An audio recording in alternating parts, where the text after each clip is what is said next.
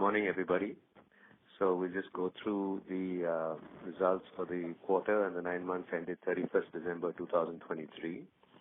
The disbursements for Q3 were at 22,383 crores for the quarter, up by 27%, and 63,940 crores for year-to-date December, which is up by 40%.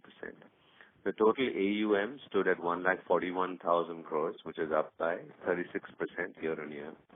Net income for the quarter was at 2,580 crores, which is up 41% year-on-year, and 7,073 crores for year-to-date December 2023, which is up by 37% year-on-year. The PAT for the quarter was at 876 crores, which is up by 28%, and 2,365 crores for year-to-date December, which is up by 30% year-on-year. So just some highlights. So like we said, we disbursed volume of 22,383 crores. Vehicle finance disbursements grew by 18%, aided by a steady growth in used volumes. Loan against property grew by 51%, and home loans grew by 48%, driven by branch expansion into Tier 3 and Tier 4 locations. Disbursement growth in the three new businesses was at 33%. So, like we said, aggregate disbursements in Q3 FY24 were at 22,383 crores, as against 17,559 crores in Q3 FY23, for a growth of 27%. And year-on-year, we were at 63,940 crores, as against 45,512 crores, which is a growth of 40%. Vehicle finance disbursements were at 12,354 crores, as against 10,446, which is a growth of 18%. This is for the quarter. And for year-to-date, there are 35,385 crores versus 27,509 in the previous year, which was a growth of 29%. The loan against property business disbursed 3,409 crores in Q3 FY24, as against 2,255 crores in Q3 FY23, which is a growth rate of 51%. Disbursements for year-to-date December 23 were at 9,281 crores, as against 6,537 crores in the previous year, registering a growth of 42% year-on-year. The home loan business disbursed 1,587 crores in Q3 FY24, as against 1,072 crores in Q3 FY23, registering a growth of 48%. Disbursements for year-to-date December 2023 were 4,615 crores, as against 2,425 crores, which is a growth of 90%. The SME business disbursed 1,981 crores in Q3 FY24, which is a growth of 11% over 1,782 crores in Q3 FY23. And year-to-date for SME, disbursements were 5,971, which is a 39% growth over 4,284 in year-to-date December 2022. The consumer and small enterprise business disbursed 2,773 crores in Q3 FY24, as against 1,868 crores in Q3 FY23, which is a growth of 48%. Disbursements for year-to-date were at 7,980 crores, which is a growth of 77% over the 4,501 crores in year-to-date December 2022. The secured business and personal loans disbursed 280 crores and 708 crores in Q3 FY24 and the 9 months ended for FY24. Total assets under management stood at 141,143 crores as compared to 103,789 crores as of December 31st, 2023, which is a growth of 36%. PBT growth in Q3 was at 26%, and for year-to-date December 23 was at 29%, as compared to overall asset growth of 36% year-on-year. PBT ROA was at 3.3% for Q3 and for the 9 months ended to December 23. ROE was at for year-to-date was at 19.8%, as against 19.1% in the previous year. The company continues to hold a strong liquidity position with 7,742 crores as cash balance at the end of December 2023, including 3,765 crores invested in HQLA assets such as GSEC T-bill and shown under investments. The total liquidity position, including undrawn sanction lines, was at 9,932 crores. The ALM position continues to be comfortable with no negative cumulative mismatches as per regulatory norms. On the ratings front, we've had some encouraging news. ICRA has upgraded the long-term rating outlook for Chola from AA plus stable to AA plus positive. Consolidated profit before tax for Q3 was at 1,157 crores as against 926 crores in Q3 FY23, which is a growth of 25%.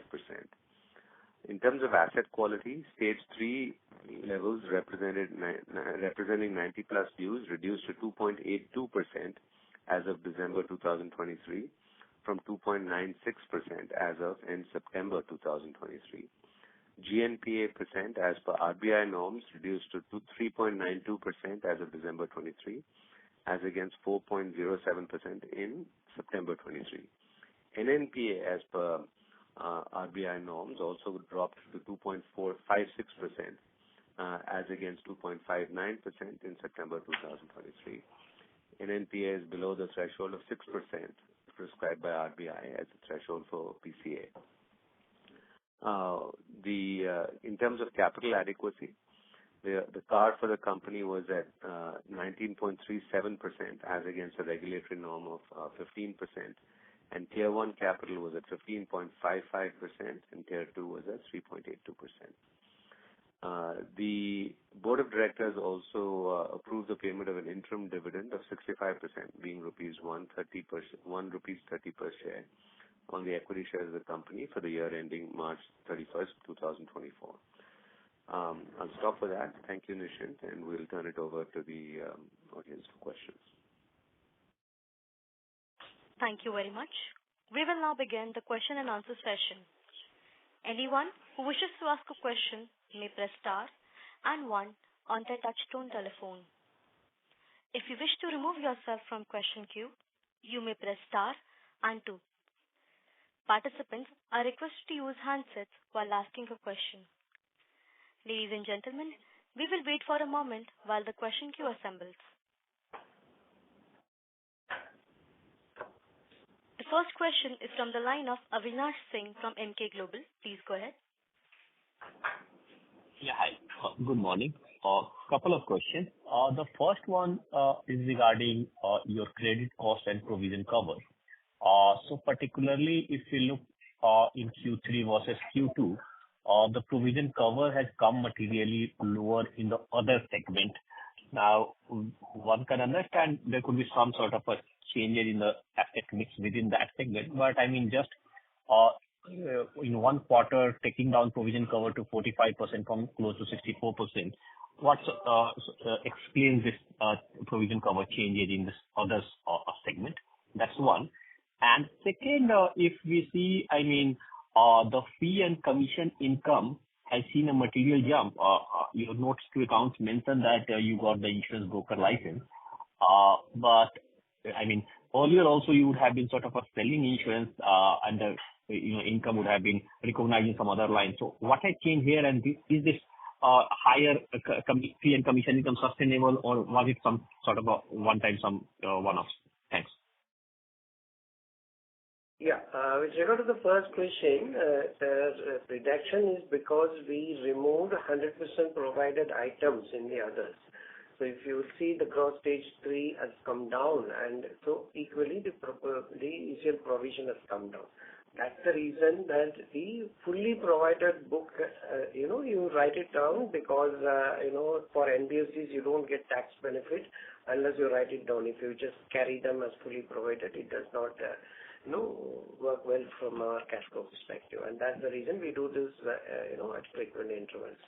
That's the reason. It's not a provision coverage drop. It is more a removal of 100% provision items, both from the gross stage 3 as well as the provision. With regard to the insurance income, yes, so far we have been receiving the insurance income through our subsidiaries over the first two quarters. You would have seen that. And from the subsidiaries, we have taken it back into the main company by way of dividend. So since we did not have the license till then, now we got the license in this quarter. So going forward, the insurance income will accrue straight into Chola's book. Okay, so this level of fee income is sustainable. And on this PCR again, so in other segment, it's largely unsecured, I mean personal loan and other unsecured. So this 45% coverage, you think is sufficient? Yes, it's a mix of SME business, which is a low credit cost as well as low this thing. SPPL is also doing well. They have a very, very low NPA numbers, and CSEL is the one where we are carrying a higher provisions because of the unsecured nature. So this will keep moving up and moving down as we, build the provision, write it down, build the provision, write it down. That cycle will continue. Okay, thank you. Thank you. The next question is from the line of Suresh Ganapathy from Macquarie Research. Please go ahead. Yeah, hi. So, two questions. One, first on the growth itself, right? I mean, we have had some slower disbursement growth in the personal loan segment, and 4% QOQ is the overall growth that we have seen on disbursement. Because it's the base effect which is given you a 40% AUM growth. How do you look at growth for FY25? Because we are hearing that banks are cutting down their credit lines to the NBFCs. We still have a large dependence on banks. So have they increased rates? Have they withdrawn some credit lines or restricted? And consequently, what is the outlook for growth for FY25? Yeah, so Suresh, I don't think we're going to guide for FY25 in this call. But basically, I think just a direction if you can get. Yeah. Yeah. So, to your point on kind of, so I think definitely, what we see at least, right, and you see even in kind of in the areas we're continuing to grow on, areas we feel quite comfortable about our book with, which is basically kind of, home loans, LAP have both seen good growth and the books are performing very well. Vehicle finance, will also continue to kind of do well. So I think that, we feel quite comfortable with, whether the levels of growth sustain at these levels or drop slightly, we get a better indication through this quarter. But we feel quite comfortable with, the current levels of growth. And, like I said, it might drop a bit from here, but I don't think it's going to be too significant in terms of the drop. What we have cut back on is, our partnership business in CSEL, in our consumer and small enterprise loans. So definitely we've reduced the amount of exposure to unsecured, and we continue to do that in terms of our bias for disbursements. Go ahead. Yeah. Yeah, please go ahead. Yeah. Yeah. And so broadly, I think that we don't see any trends that would cause us to get a lot more conservative going into next year. But is there a supply of funds restricted banking system? Have you seen implications with your banking partners where they are trying to restrict credit lines or they are finding as usual? Because see, the problem here is RBI saying lending to NBFCs is going at 30% down, bring it to sunset down the line. We will have to credit lines to the NBFCs, right? Yeah. Your voice is not clear. Sorry. Yeah. You got the question, Amelia? Yeah. So I think, Arul, why don't you provide a perspective because you're closer in terms of like how the banks. So Suresh, again, right? I don't think availability of funds is going to be, a challenge for the growth rates we're looking at. But Arul, why don't you answer the question? Yes, sir. So, first of all, banks are happy to still lend to us, and we are getting good lines of credit from them. Apart from banks, we are building other sources. For example, this quarter, we have taken a loan from IFC of around 150 million at a very fine rate. And we are seeking similar loans from other multinationals, which we will see it happening in the subsequent quarters. We are also building our retail book. We have done retail debentures, 5,000 crores. We created IAM during this financial year, and all of it has been subscribed, and we have closed the issue we closed the last tranche of the issue yesterday.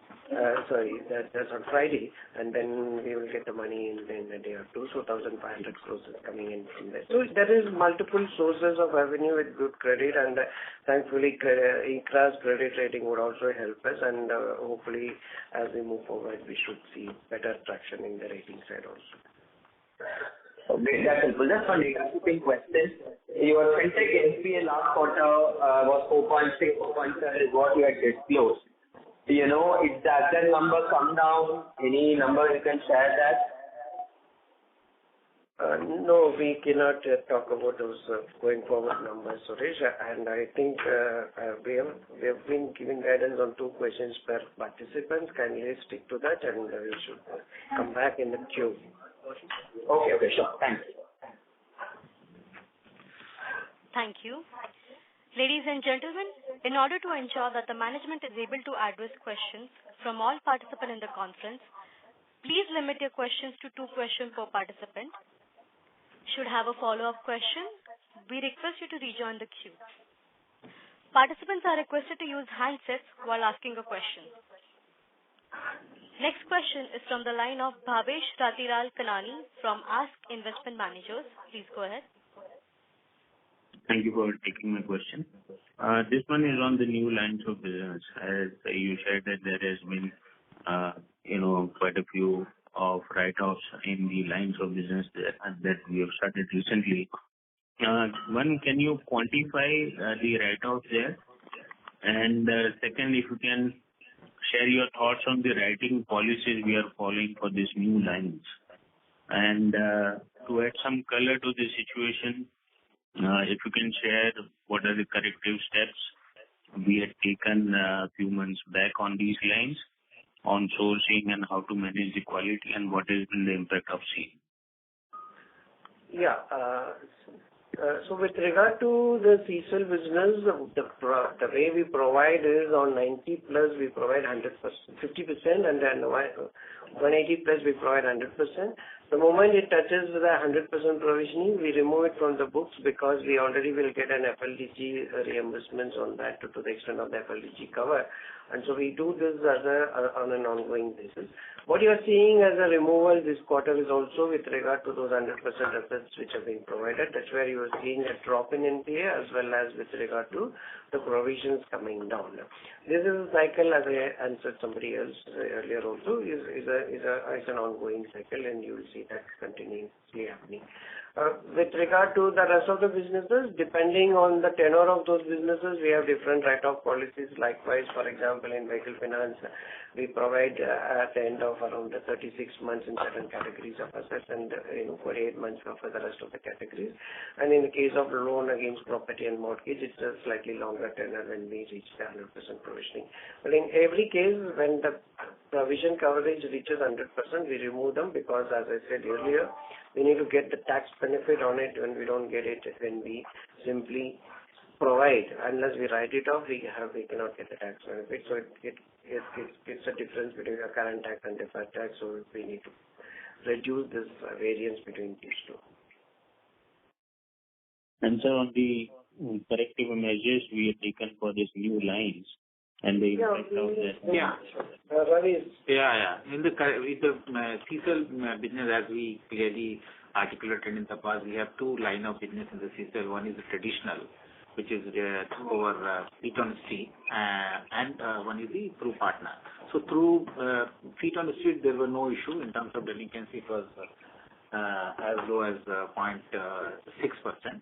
And in the case of partnership, it went up to 4.7, which has come down to 2.7.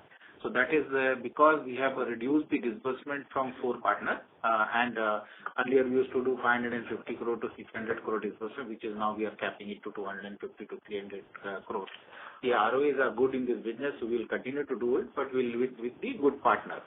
And we have also tightened our underwriting process with the existing partner. We started also providing them details of the roll forward rate, management, what we do it in our traditional book as well as in VF and LAP for many years.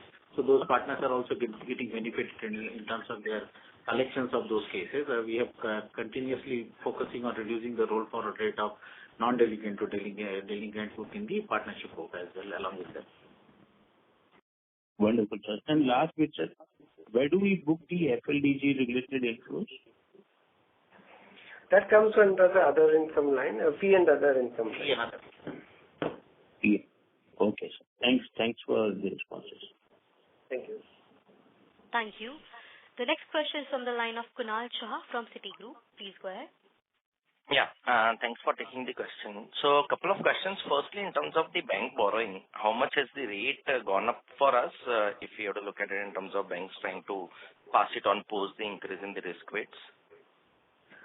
See, the bank borrowing rates have not moved up any significantly because they are still under the what we call as the EBLR linked loans. So the EBLR linked loans, the spreads have not increased.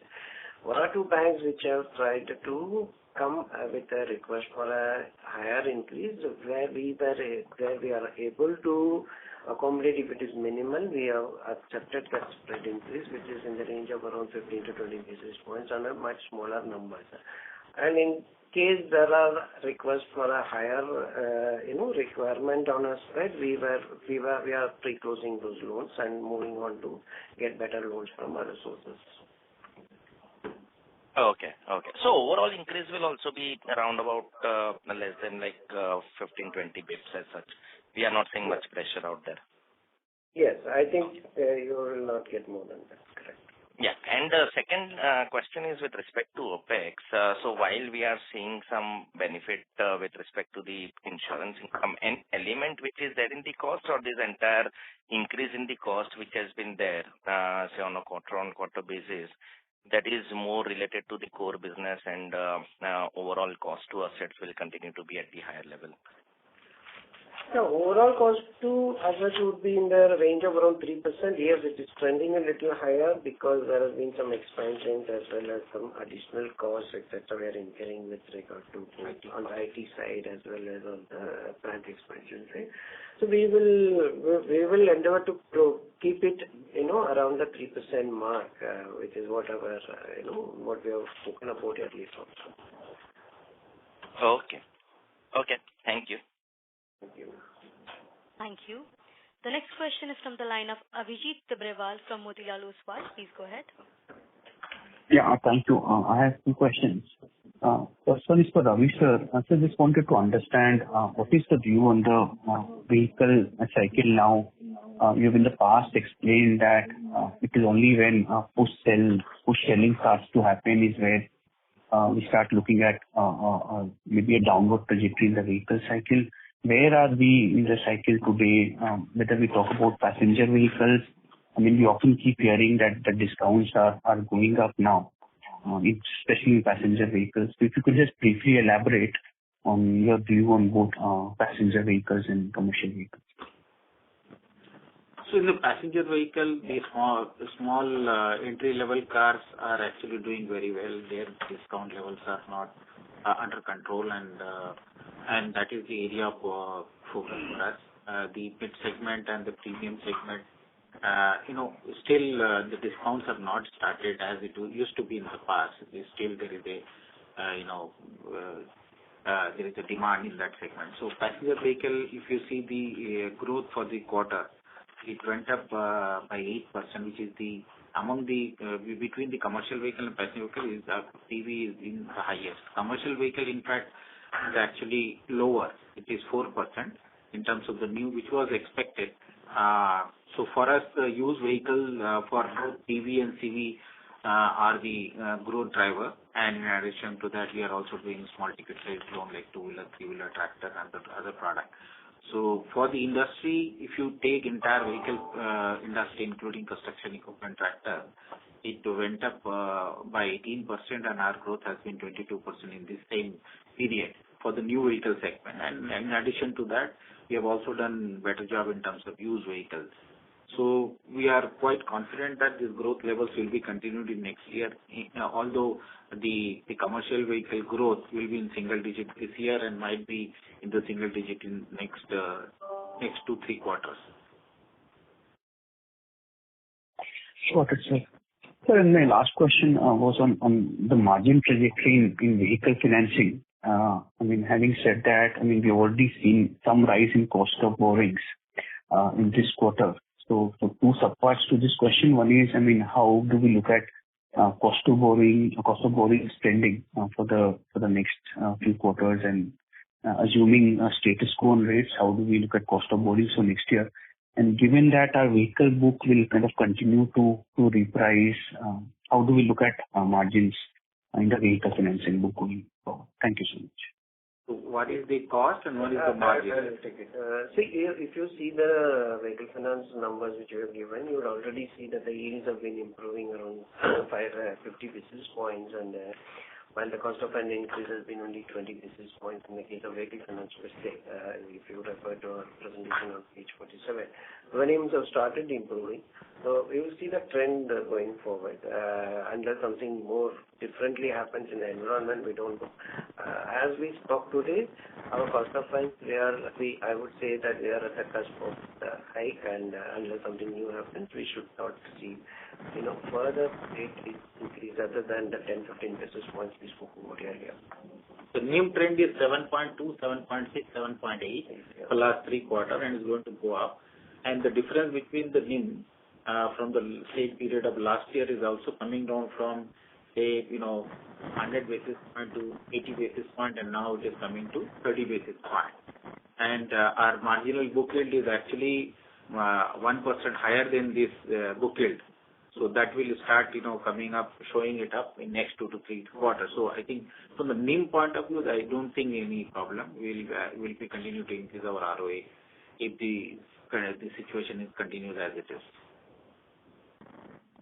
Got it. This is very useful. Thank you, and all the very best to you. Thank you. Thank you. The next question is from the line of Piran Engineer from CLSA. Please go ahead. Yeah, hi. Thanks for taking my question, and congrats on the quarter. Just firstly, a question on overall customer level indebtedness when we're talking about our LAP customers. And there's been a lot of noise about rising, leverage in the system. And these are smaller customers who might take, say, a LAP loan for their business, personal loan elsewhere. Are we tracking that data? Can you share some information on, what percentage of our LAP customers have taken PL from other lenders? And broadly, is there any merit given where the environment is in unsecured to slow down this business? So loan against property for Chola is actually coming from 3 things. One is that the expansion happening continuously. You see that our number of branches in LAP is much lower than the vehicle finance branches. Second is that we are also having another product called Micro LAP, which we have introduced in the last year, I think 2 years, which is actually catching up. And third important is that our East zone is also started, adding numbers, which was not there actually. We were operating in 3 zones. And the 4th zone also started adding that. So, and delinquency are coming down continuously. It has all-time lowest delinquency in loan against property because of the, SARFAESI is helping us, and our disbursement LTVs are always been 50%. So that is also helping us. Now, we have been doing the scrub of our portfolio and seeing that how much our LAP customers are taking personal loan. In fact, it is much lower. And that is also reason for our existing penetration is also not high in the LAP book. So these are the scenario. Now going forward, how going to be the growth? We are expecting that this will be much stronger than any portfolio within Chola. As the chairman mentioned, that we are quite confident and hoping that our LAP and HL will be growing faster among all. Okay, so just to clarify, very few customers have taken an additional personal loan from outside the system, like outside Chola. Relatively. Okay, fair enough. And the second question, just for Arul, sir, just to clarify, are we seeing banks also move away from repo-linked loans to MCLR-linked loans, given that there is tightness in liquidity at their end? The point is that we go to the MCLR linked loan for non-priority sector assets and EBLR linked loans for priority sector assets, because still priority sector loans are can be priced finely, and which will be always a shade lower than the MCLR cycle. So since banks have a restriction that they cannot lend below MCLR, there we opt for the EBLR linked loan. Got it. And that is for 2/3, 1/3 mix, right? EBLR versus MCLR? You have a few fixed rate also. So we have around 15% of our borrowings in fixed rate, so they don't change. And then I have around 25-30% in MCLR linked, and the rest are EBLR linked. Got it. Okay, sir. That's all from mine. Thank you. Wish you all the best. Thank you. Thank you. The next question is from the line of Dhaval from DSP. Please go ahead. Congrats on the result. I just had one question relating to profitability. So, if you look at the 9-month PBT ROTA, that was about 3.3%. Directionally, would you agree that this is at the lower end of our sort of sustainable band, given where we are in the margin cycle and where we are in the investment of our OPEX cycle? So, as some of the new businesses scale up, would you agree that the PBT ROTA should be more like 3.6 to 4% kind of band on a sustainable basis compared to the 3.3 where we are today? Or if there is any other part which I'm sort of missing to understand the sustainable profitability that you're targeting of the model. Thanks. All the businesses are laughing because that is the target we have given internally. Well, first of all, we never guided on any 4% level. Okay.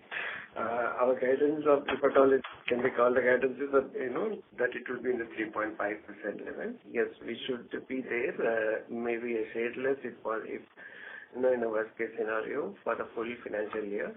But it is also through a cycle. We will have to see how we get across in the next financial year. This financial year it has been hit a little bit because of the higher cost of funds and the vehicle finance being a fixed rate book. But it will keep changing. Got it. Thank you, sir, and wish all the best. Thank you. Thank you. The next question is from the line of Subhranshu Mishra from PhillipCapital. Please go ahead. Morning, Arul sir. Morning, Pramod sir. Thanks for the time. Two questions. The first one is, what is the percentage of repeat customers in each of our business, vehicle finance, home loans, and LAP? Second is, what is that percentage that we do over and above 5% mandated FLDG? Do we have some kind of soft liens on the fixed deposits of the fintech partners, which is beyond 5%? So repeat business in vehicle finance, we are actually tracking, big way because this business is quite mature. So 30% is actually we are getting from our existing customer month on month. Other businesses are lower as of now, very low because long-term book. So unless the one customer completes the loan, it is difficult for that customer to go for the second loan. So the top-ups are also much lower because of this stringent norm in the other businesses. So vehicle finance is 30%. Repeat loan. Yeah, and there are no cross-sell between the businesses. There are hardly any cross-sell between the businesses. The second question on the FLDG, we restricted to 5%. There's nothing beyond that. But in the last call, you said that you do it beyond 5%. So that's in the transcript. That was in the earlier scenario where we were getting higher, and those things are being stopped post the RBI guidance.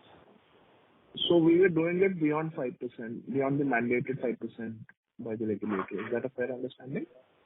No, we are not, is what I am saying. Yeah, within the RBI norm. the difference between the earlier FLDG level and the current FLDG level is adjusted in the rate which we get from the customer, from the fintech. So earlier, if we were getting only 15% as the hurdle rate, now we are getting higher to the extent of the sacrifice on the FLDG. Sure, sir. Thank you. I'll come back in this now. Thank you. The next question is from the line of Abhishek Murarka from HSBC. Please go ahead. Yeah, hi. Good morning, everyone, and congratulations for the quarter.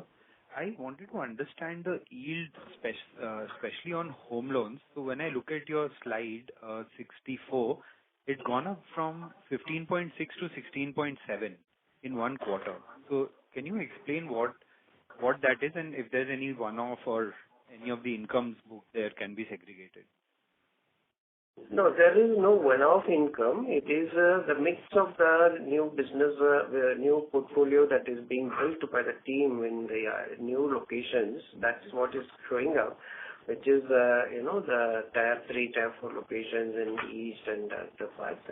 Also, the floating rate book, which we had repriced over the past year when the increase happened, that time we would not have repriced all of the book because some parts of the book would not have gone through the full tenor, that is like a 1 year gap or something we leave because we don't want to reprice it immediately after issuing the book or issuing the loan.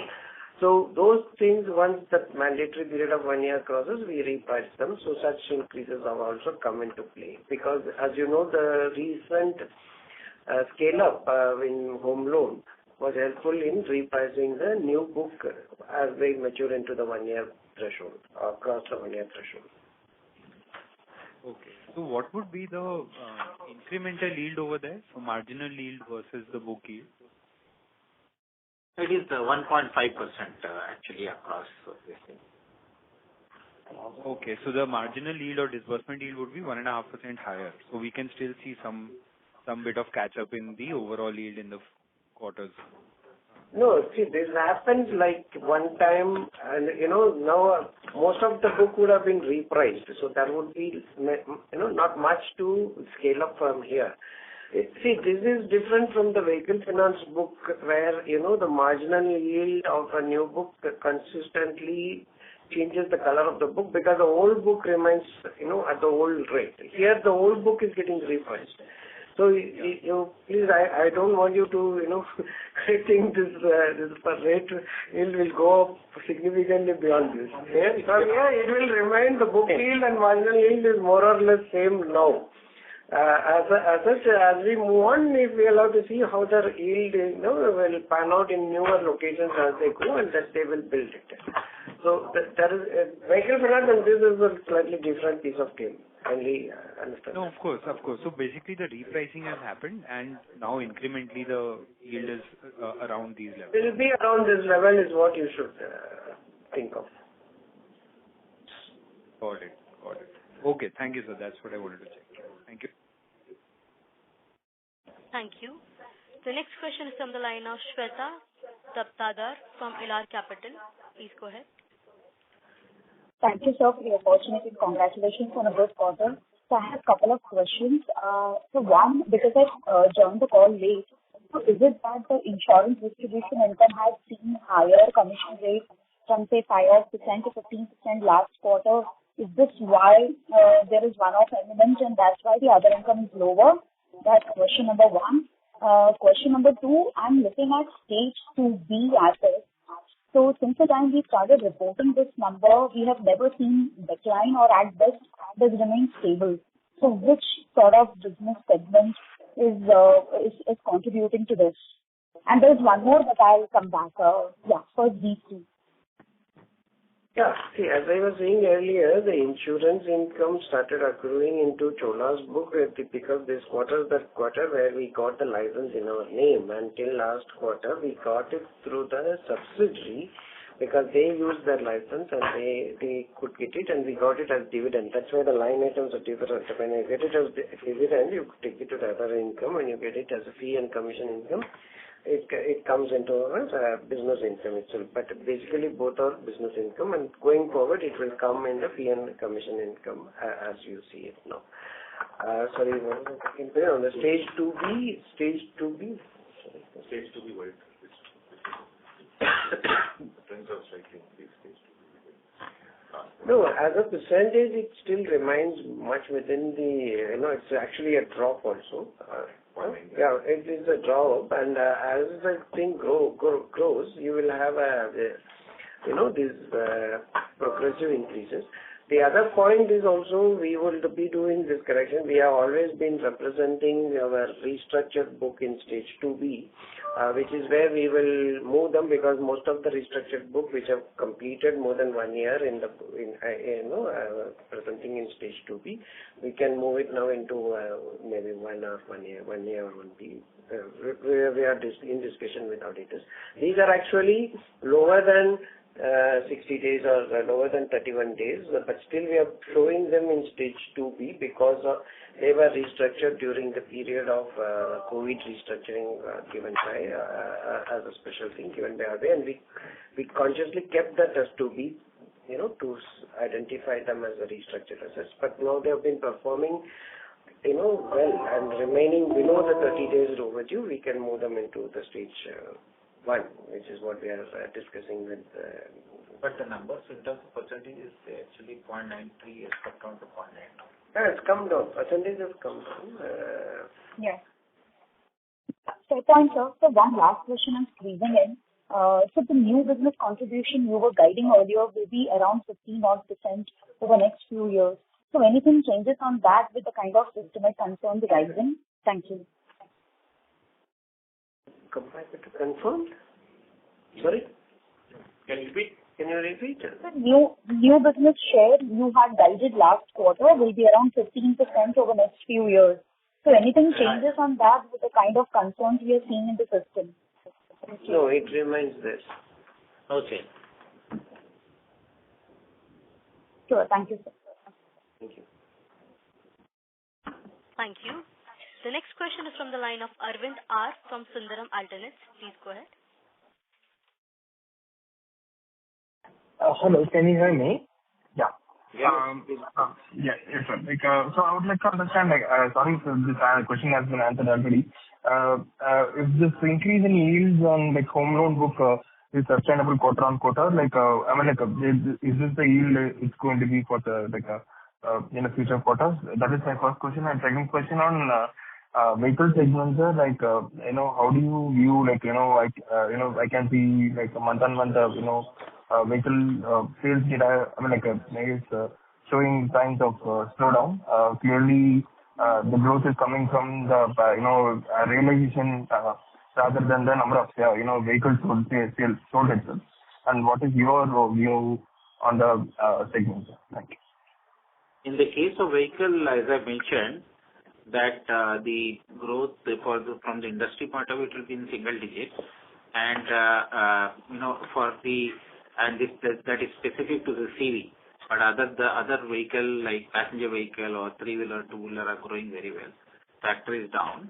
So put together, as of now for the quarter, it grew by 18%, and our disbursement for the new segment was 22%. But if you include the used business, growth, that is actually giving us a positive number. This is going to be continued in terms of Q4 as well as next quarter. So we are quite confident that we can grow for the vehicle finance for at least 10-20% in next year as well. As far as home loan is concerned, since we have expanded in new geographies and tier 2, tier 3 towns where we are keeping rates slightly higher than the yield, because we foresee for unexpected the foreseen reasons in terms of delinquencies, therefore we are keeping the rate as certainly higher, and we want to operate at that price so that we can adequately price the risk going forward. Sure. Thank you so much. Thank you. The next question is from the line of Vikram Subramaniam from MWAM. Please go ahead. Hello. Hi, thanks for taking my question. I just had a follow-up on the PCR, especially in the other book. I think earlier in the call you had mentioned the PCR and the other portfolio, there is a new business portfolio, will keep moving up as you build up provisions with increasing delinquencies, and then will come off when write-offs happen, just like what happened between last quarter and this quarter. But as per LGD, isn't there a specified level of provision that we need to maintain? Could you please share some color on what that would be for the new business overall or specifically to CSEL? So the new businesses have not gone through enough cycle to build LGD. We have taken the provisioning basis, what is happening in the industry and worked on it to conservatively build beyond that.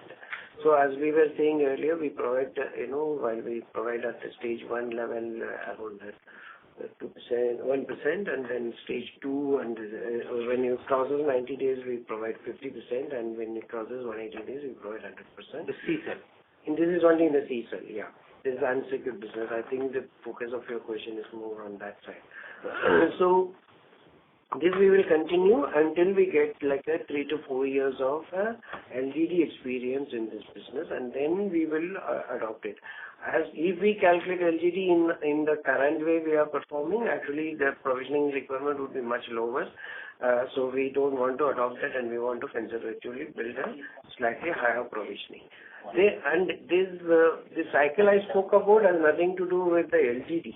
It is more like what you create as a provision and it write down when from a perspective of availing tax benefit on the write downs that you are less confident of collecting, but that does not rule out any collections therefrom. We will still pursue and collect if that is possible. Yeah, and just to clarify, the new business is including 3 businesses, SBPL, SME and CSEL. And so CSEL portion is only 7% and rest of the portions are 4%.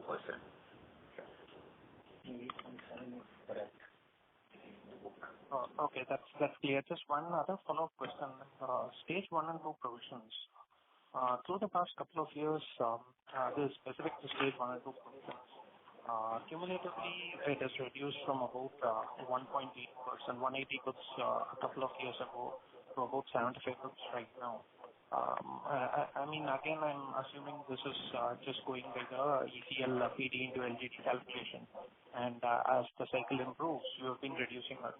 But is there any cushion or probable contingent that we can provide here? Would that be something management will look at it? Because 75 books seems like quite a low number for such a high growth rate of stage 1, 2.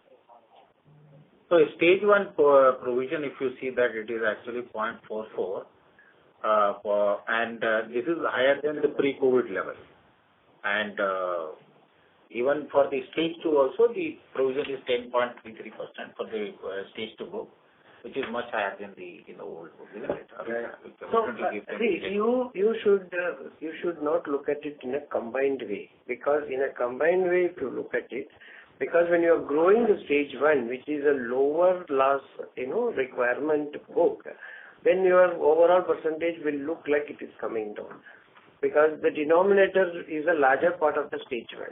So you should always look at it stage 2 separately, which is slightly riskier than stage 1, because it has tended to go into the 30 plus.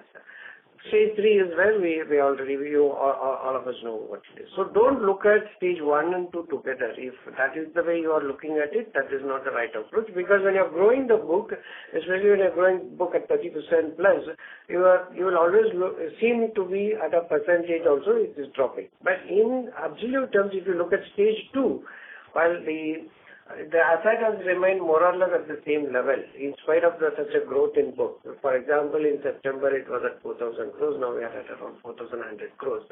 So as percentage, the proportion of stage 2 asset has also come down, and thereby the total provision thereon has actually increased from 10.24 to 10.33. So it is actually, we have reduced the increase in book and the provision coverage, both are being commensurate to what is happening there. So kindly don't look at it together. Okay. Got it. Got it, sir. Thank you. Thanks for taking my question. Thank you. The next question is from the line of Ashwini Kumar Agarwal from Edelweiss Mutual Fund. Please go ahead. Hello. We're not able to hear your voice, sir. Okay, just right. In the last quarter, the tractor industry degrew, but whereas our disbursements grew 23% quarter-on-quarter. So can you just throw some light on that? No, tractor industry is down by 5%, and tractor overall volume is actually up by 5%. That is because we are not only doing tractor new, we are also doing tractor used. Okay. And in the last quarter, the liquidity became negative for the first time in many quarters. And this quarter itself is likely to be negative. So do we see an increase in cost of funds more in this quarter as compared to last quarter?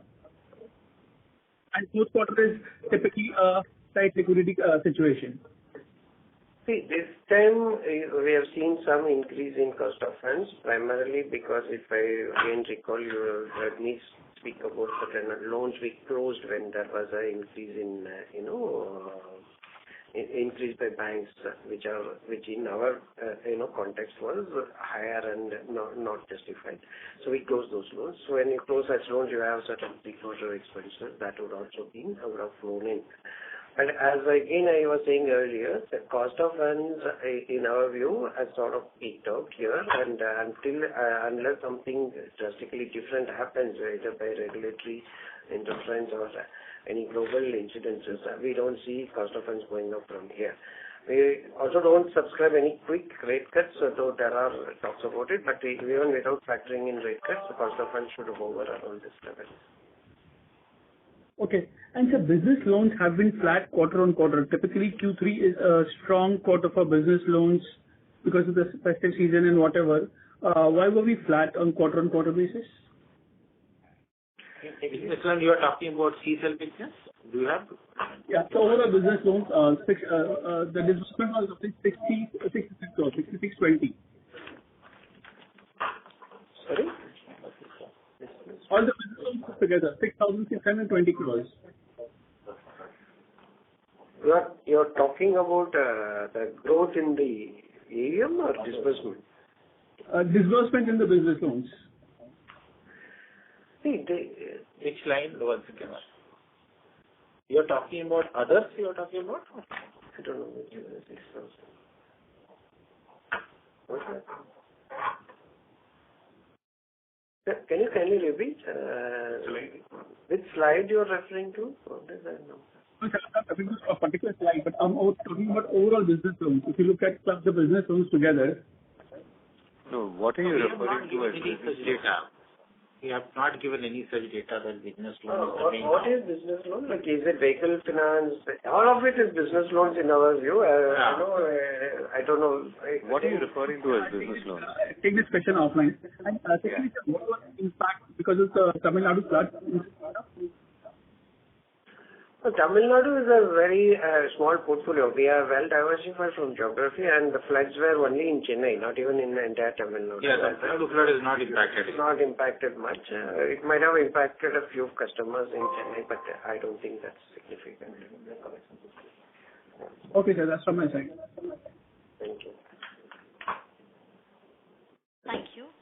The next question is from the line of Pranuj Shah from JP Morgan. Please go ahead. Yeah, thank you, sir, for the opportunity. Just a couple of questions. First one is on OpEx. Just coming back to it, this quarter was elevated at 3.3. Now, you did allude to that you're currently in an expansion phase and there's also IT cost coming in. So can this continue for another few quarters also, and then you normalize maybe sometime later in FY25? No, it is 3.1 versus 3.1 last same period. It is not that it has gone up. What we are mentioning that our OpEx will be at 3% level because of the continuous improvement in our IT as well as the expansion going on. So it is not gone up, first of all. At YTD level, we are still lower. Yeah, YTD it is lower. Okay. Sure. And last thing is on, like, obviously you have had higher write-offs in the new business segment. So the FLDG income for this has already been recognized, or that would come in the upcoming quarters? Yeah. Wherever we are writing off, that to that extent, FLDG income would be recognized. I think this quarter we would have recognized around 6 to 7 crores as FLDG. Sorry, 6 to 7 crore FLDG? Is that what you mentioned? 12 Yeah. crores. Okay, got it. Sorry, it is 12 crores. Sorry. 12 crores, got it. Thank you. The next question from the line of Nitish from Investec. Please go ahead. Thanks for the opportunity, sir. Just on the housing finance and home equity, if you can share what is the average ticket size on book and incremental average ticket size on these two businesses? So for the LAP business, the portfolio average ticket size is about 50 lakhs, and through the door it is about 60 lakhs. For the HL business, the ticket size is 13,20,000 and the tenure is around 14 years tenure. And the LTV is 50. Yeah, both LAP as well as portfolio level, the LTV is about. Just a follow-up on home loans, on that the yield of 15.7% looks very high because the listed peers in the housing finance segment, on the pure housing, the yields are more like 12-13% on the affordable housing finance side. So is this portfolio also contains some LAP book or is just pure housing book? No, it is pure home loan only and self-construction housing loan. As we expanded into newer geography, we have expanded the disbursement. Other than South, like we have mentioned that from last 1.5 years, we have been expanding non-South. So non-South business has actually started growing, and as the South and all non-South will start actually doing the similar growth, then obviously the number will not be going further. So this particular yield is actually because of two. One, the expansion, and second is the reset of the pricing. And after that, it will not be going up. Okay. Okay, sir. Thank you. That's it from my side.